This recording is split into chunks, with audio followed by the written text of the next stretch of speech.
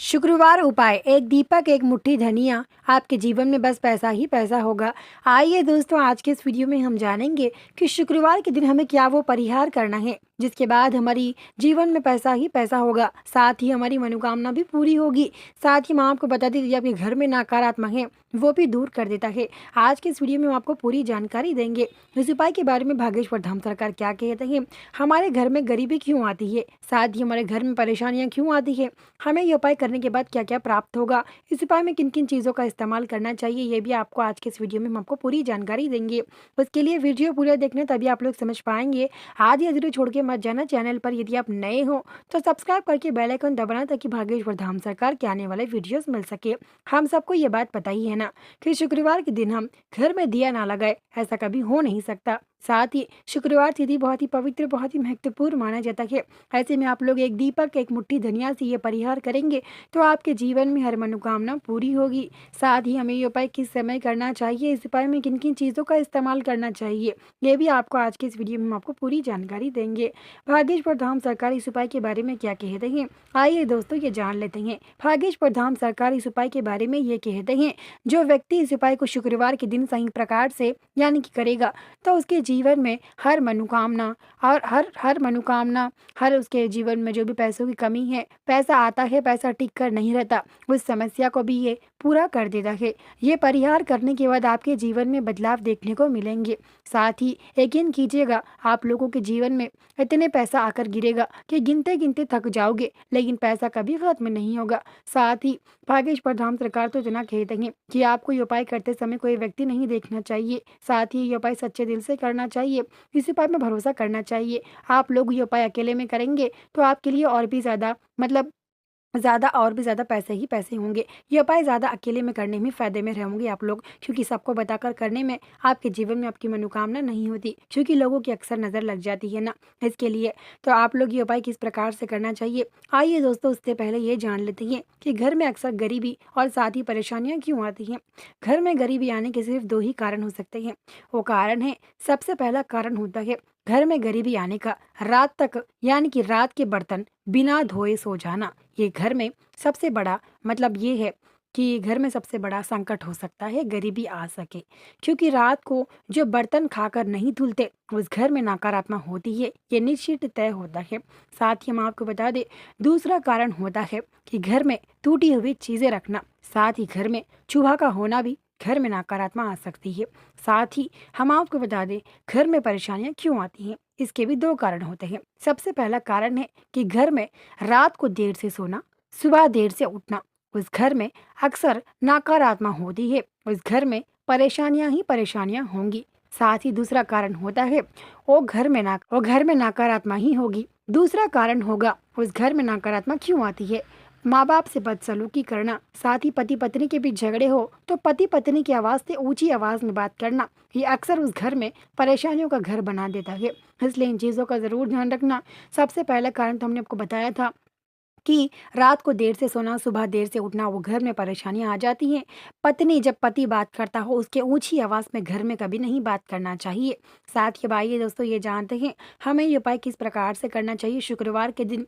साथ ही हमें ये उपाय में किन किन चीज़ों का इस्तेमाल करना चाहिए। जैसे कि हम सबको ये बात पता है ना कि धनिया बहुत ही पवित्र, बहुत ही महत्वपूर्ण माना जाता है। धनिया, एक मुट्ठी धनिया यदि आप घर में भी रखते हैं तो आपका ये परिहार काम कर जाएगा। घर में यदि आप धनिया इस्तेमाल बिल्कुल भी ना करिएगा, घर में धनिया लाकर रखने से धन की कमी को दूर करता है। साथ ही आपने कभी ना कभी दिया लगाया ही होगा ना, क्योंकि मिट्टी का दिया होता है, अक्सर आटे का दिया होता है, ये दो में से कोई ना कोई दिया आपने अक्सर लगाया होगा। हिंदू वास्तु शास्त्रों के अनुसार तो यही माना जाता है कि हम लोग अक्सर जब भी आप लोग पूजा पाठ करते हैं तो उसमें आप लोग ये दिया लगाते हैं। देखिए, आप लोग कभी भी कोई त्योहार आए तो उसमें आटे का दिया बनाकर लगाते हैं। यदि कोई त्योहार नहीं, हम लोग अक्सर जैसे कि घर में अक्सर हिंदू वास्तु शास्त्रों के अनुसार आप लोग पूजा पाठ करते हो ना शाम के समय, उस प्रकार से आप लोग मिट्टी के दिए में दिया लगाते हो। देखिए, आप लोग मिट्टी के दिए में दिया लगाए या फिर आटे के दिए में दिया लगाए, दिया तो दिया होता है, लेकिन आटे के दिए में लगाने में जो मतलब फ़ायदा है ना, वो किसी और दिए में नहीं है। आटे का दिया बनाकर आप लगाते हैं, उसके बाद उस आटे के दिए से काफ़ी ऐसे लोग हैं, आटे के दिए तो या तो अक्सर उसे हम लोग मतलब उसको अक्सर लोग फेंक देते हैं, अक्सर लोग उससे कुछ बना के खाते हैं। क्या ये बिल्कुल सही है? ये तो हमें नहीं पता, लेकिन हिंदू वास्तुशास्त्र के अनुसार ऐसा करते हैं। ऐसा करना कहीं भी लिखा नहीं है। यदि आपको लगता है ऐसा करना है तो काफ़ी लोगों के अलग अलग परिहार होते हैं ना, लिखा भी होगा, लेकिन हम नहीं जानते हैं। इसलिए आप इस उपाय में आटे का या फिर मिट्टी का दिया, दोनों में से कोई भी दिया लगा सकते हैं। वो आपकी मर्जी होगी। इस उपाय में आप लोग अपनी मर्जी का दिया ले लेगा। हम तो इतना ही कहेंगे, आटे का दिया लेने के बाद आप लोग ये परिहार कर सकते हैं, क्योंकि आटे के दिए में काफ़ी ज़्यादा प्राप्त होता है, काफ़ी ज़्यादा लाभ होता है। तो शुक्रवार के दिन आप लोग शाम के 6:45 बजे, यानी कि शाम के 6:45 बजे आपको ये उपाय करना है। शुक्रवार के दिन शाम के 6 बजे घर में आपकी लक्ष्मी माता प्रकट होती हैं, ये कहा जाता है हिंदू वास्तु शास्त्रों के अनुसार।